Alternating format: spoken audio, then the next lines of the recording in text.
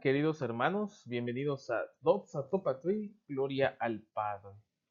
Y estamos en el Evangelio de San Marcos, capítulo 12.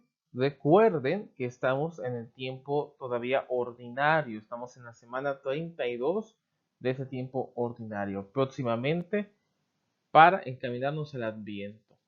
Así que estamos capítulo 12, versículos 38 al 44. Son dos perícopas, en el cual vamos a analizar un poquito, a ver qué tal nos va. Para comenzar decimos, en el nombre del Padre, y del Hijo, y del Espíritu Santo. Amén. Y el texto dice así: en su enseñanza les decía, guardaos de los escribas, que gustan de pasearse con rozagantes túnicas, de ser saludados en las plazas, y de ocupar los primeros puestos en las sinagogas y los primeros asientos en los banquetes, mientras devoran las casas de las viudas y simulan largas oraciones. Esos tendrán un juicio muy severo. Estando sentado frente al gasofilacio, observaba cómo la multitud iba echando monedas en el tesoro, y muchos ricos echaban muchas. Llegándose una viuda pobre, echó 2 leptos, que hacen un cuadrante, y llamando a los discípulos les dijo: en verdad os digo que esta pobre viuda ha echado más que todos cuantos echan en el tesoro, pues todos echan de lo que les sobra, pero ésta de su miseria ha echado todo cuanto tenía, todo su sustento. Hasta aquí, hermanos, termina el capítulo 12, para comenzar un discurso escatológico en el capítulo 13. Bien, ya habíamos mencionado que todo este capítulo 12 redunda en que Jesús tiene unas discusiones con los sacerdotes, herodianos, saduceos, fariseos, escribas, y a lo último podemos apreciar que les echa muy duro y concluye con esta aparición de la viuda. Así que vamos a analizar un poquito las palabras que van saliendo. De hecho, si tú tienes tu misal, checa tu domingo 10 de noviembre, vete al Evangelio, te darás cuenta que hay muchas palabras, pues que por la traducción, que por hacerlo más accesible al lenguaje actual, pues se va distorsionando y perdiendo el rico sentido que tiene, la amplitud de estos temas. Así que es impresionante, queridos hermanos, porque pues si nada más somos católicos por así nada más, porque sí, pues nos vamos a perder de mucha riqueza escondida en las palabras del Evangelio. Bien, vamos a analizar la primera palabra que aparece en la primera perícopa, cuando pues dice Jesús: cuidado con los escribas. Y aquí cuidado viene del verbo blepete. Blepo significa simple y sencillamente mirar. Igualmente eseore, que ahorita le vamos a analizar un poquito. Así que blepete viene siendo un imperativo. ¿Por qué? Porque cuando alguien te hace una orden, alguien te manda, te dice: fulanito, haz esto, fulanito el otro, ve, ven, oye, escucha. ¿Te das cuenta? Entonces, este imperativo, dice Jesús, cuidado o guardaos. También sería mira. ¿Se dan cuenta? Así que es, de hecho, puede ser miren porque es segunda persona del plural. Así que miren, observen, chequen. cuídense. Todo esto significa esta palabra. ¿Se dan cuenta, hermanos? Hay una amplitud muy grande. Entonces dice Jesús, cuídense, guárdense de los escribas. ¿Se dan cuenta? ¿Por qué? Porque les encanta pasearse con sus amplios ropajes y etcétera, ¿no? Ya vemos toda esta parafernalia que lleva estos simpáticos opresores del pueblo, religiosos. Así que, igualmente, la palabra eseorei sigue en la siguiente perícopa. Cuando se dice que Jesús estaba sentado frente a las alcancías del templo, mirando. También eseorei se traduce como ver. Así que aquí lo podemos traducir como observando, o sea, mirando fijamente. Así que Jesús está usando este verbo, esta palabra, con un sentido muy amplio. Jesús es muy observador y muy cuidadoso en todo lo que él hace. Y por eso quiere que sus discípulos aprendan. Así que dice que está mirando o observando fijamente, cuidadosamente, cómo la gente echaba dinero en el gasofilacio. Y abajo es una palabra que me gustaría recalcar un poquito, que es prophasei. Prophasei significa simular.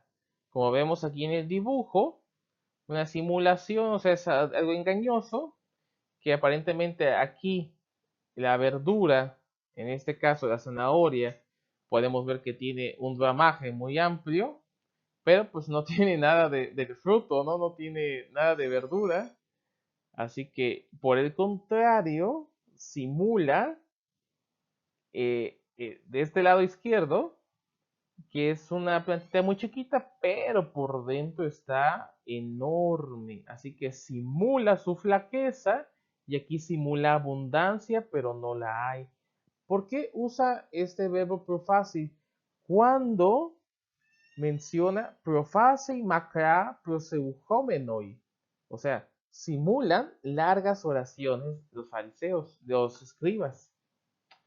Ese simular largas oraciones es bien descarado, es bien de hipócritas, queridos hermanos. Es algo muy feo porque es como a pequeño, a una escala muy pequeña, son como nuestras rezanderas, que son esas rezanderas que te van al velorio, te hacen la novena completa, te sacan oraciones de hace 50 años que nadie escuchó en su vida, pero lo hacen a la velocidad de la luz, queridos hermanos.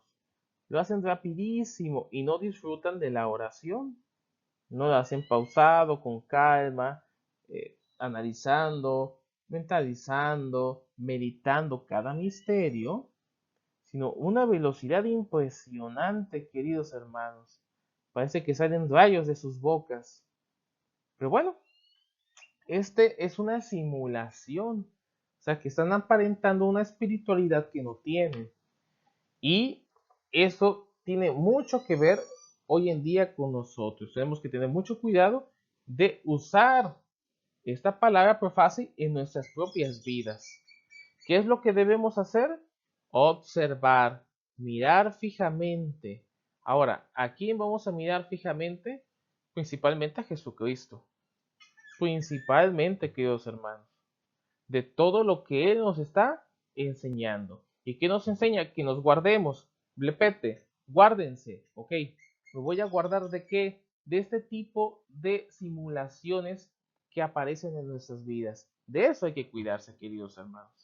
Así que vamos a seguir adelante, porque si no, esto no acaba.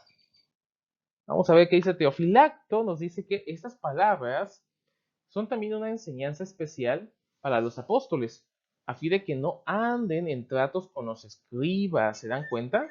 Sino que procuren hacer lo que él mismo hace. O sea, el ejemplo de Jesucristo es lo que debemos hacer, mirarlo a él fijamente. De este modo, los declara maestros de los demás, puesto que los ha hecho maestros de lo que se debe hacer en la vida. Sencillito, ¿verdad, hermanos? Así parece. Bien, continúa Teofilacto.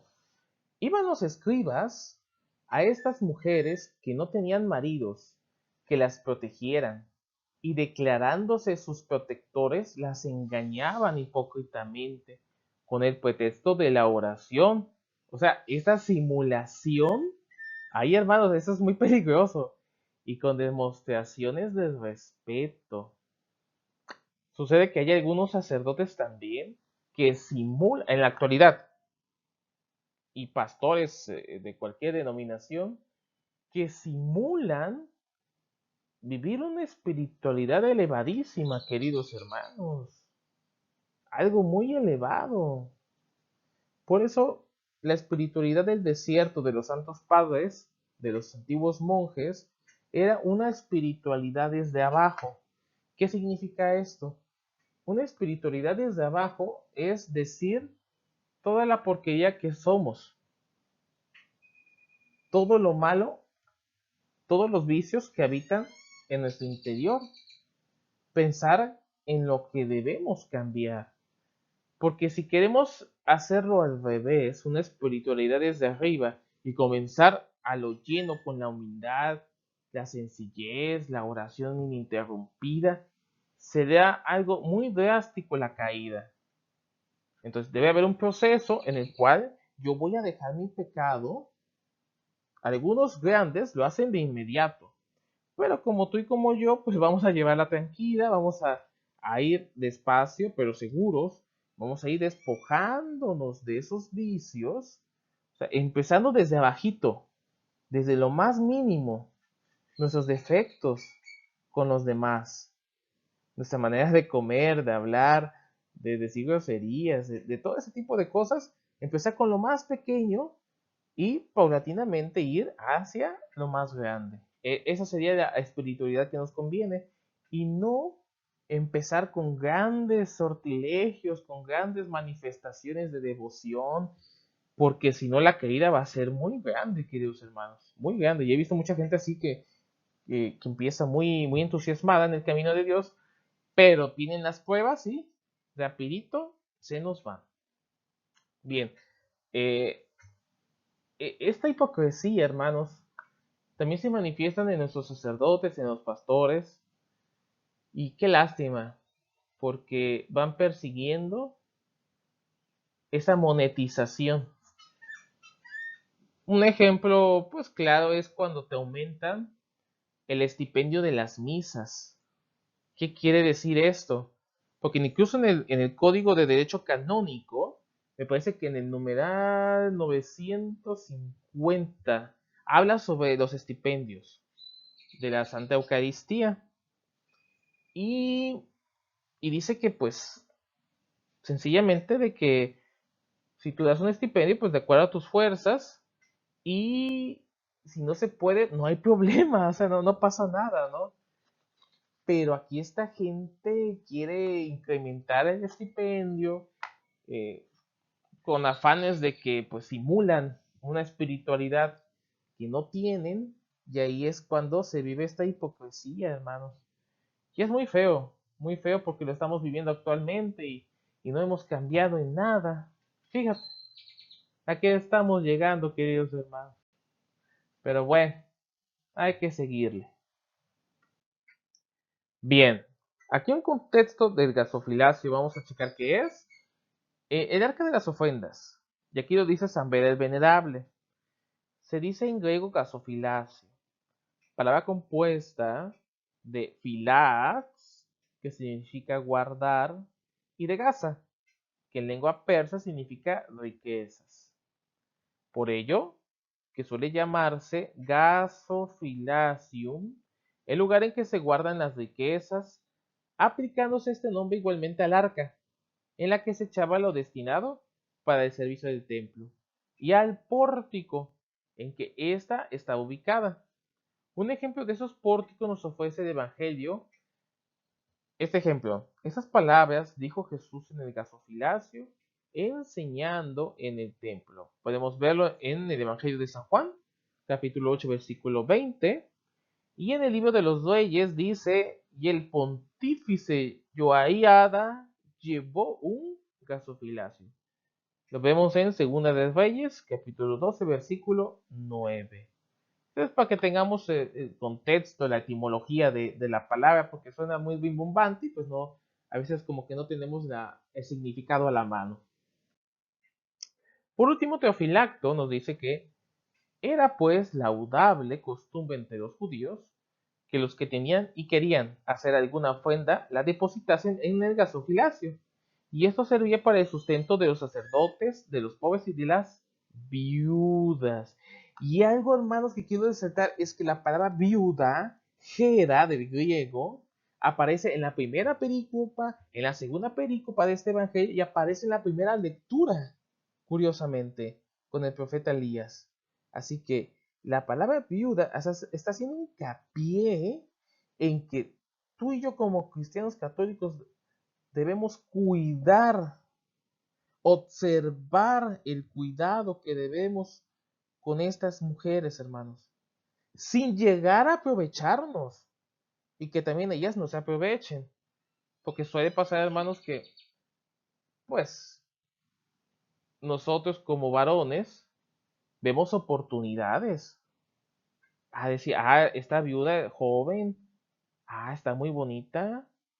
O esta viuda ya grande, eso tiene una casota grande, tiene hacienda. ¿Se dan cuenta, hermanos? Y eso es lo que ven los pastores, eso es lo que ven los curas, y eso es lo que no debe de ser actualmente. O sea, lo que fue en el pasado sigue siendo en el presente, y la enseñanza de Jesús es la misma. Guárdense, cuídense, hermanos. Ahora, por otro lado, las mujeres, también debemos tener cuidado de ese tipo de mujeres, como las que pues sacan sus OnlyFans, aunque sean viudas o madres solteras, las mamás luchonas, ¿no? Esas famosas mamás luchonas que pues solamente se dedican a venderse, y pues los tontos que pagan. ¿Se imaginan, queridos hermanos? Hasta esto hemos llegado. Esta viudez se ha actualizado de una manera insospechada. Increíble. Así que también hay que tener cuidado con esas mujeres. No a cualquiera podemos apoyar porque se vería mal. Decía un sacerdote, cuando quieras apoyar a una mujer, debes ir con otra persona, hombre o mujer, que haya un testigo. Porque si vas tú solo, te va a pasar como un sacerdote del Concilio Vaticano. No me acuerdo cómo se llama, pero escribió mucho, muy renombrado, teólogo, el cual pues murió en dudosas eh, costumbres, bueno, momentos, en la casa de una meretriz, y pues se decía la señora, que pues iba a darle dinero, ¿no? Que le estaba ayudando, pero pues vete tú a saber, ¿no? Así que lo recomendable, queridos hermanos, cuando vayamos a ayudar a una viuda, a una mujer joven, de mediana edad grande, pues preferiblemente que lleves a alguien, sobre todo si eres varón, para que no haya duda alguna de que tienes otras intenciones. Así que, hermanos, no nos alargamos más, hasta aquí ya dejamos, porque si no, esto se haría eterno.